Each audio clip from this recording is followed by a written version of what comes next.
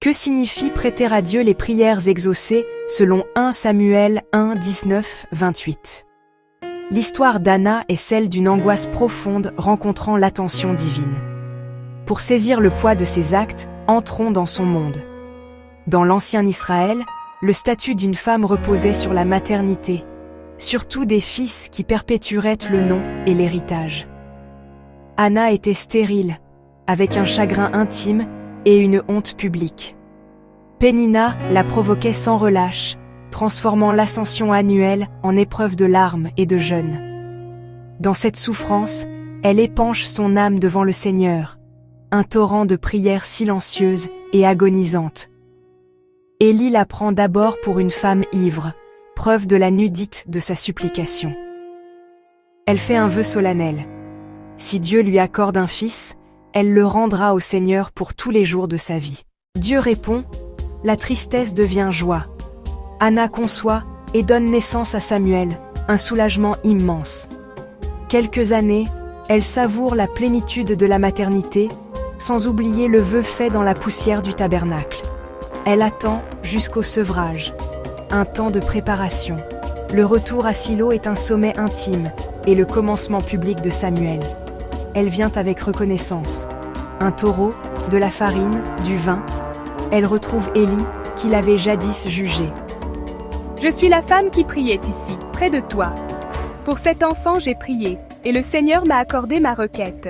Dieu a été fidèle, le cercle se referme. Ceci n'est pas une simple garde, c'est une consécration permanente. Je l'ai prêté au Seigneur, tant qu'il vivra, il sera au Seigneur. Le mot hébreu traduit par prêter partage la racine de demander, sha'al. Elle a demande, et maintenant elle prête. Celui que j'ai demande, je le prête au Seigneur.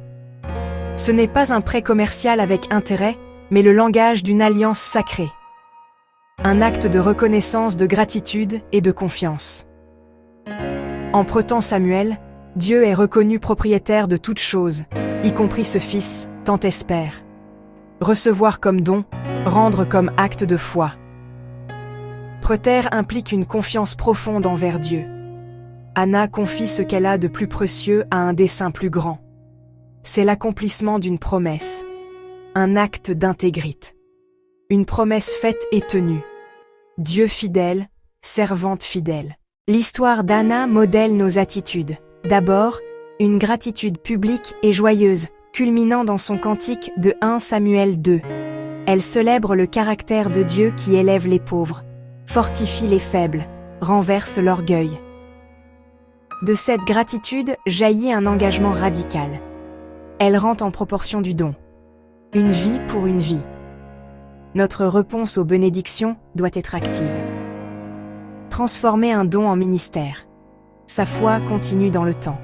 Elle confie un avenir qu'elle ne contrôle pas. Chaque robe, une réaffirmation de confiance.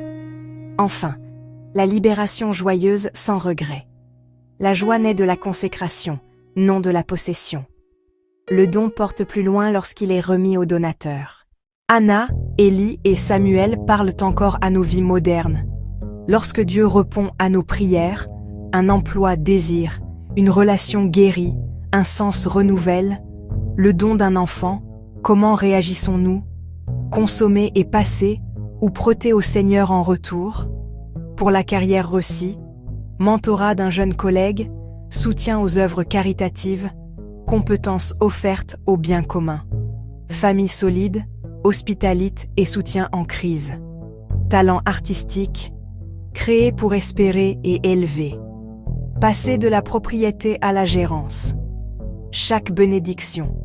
Invitation à un partenariat plus profond avec Dieu. Ce qui est prêt au Seigneur n'est jamais perdu. Comme Samuel, l'impact grandit au-delà de nous.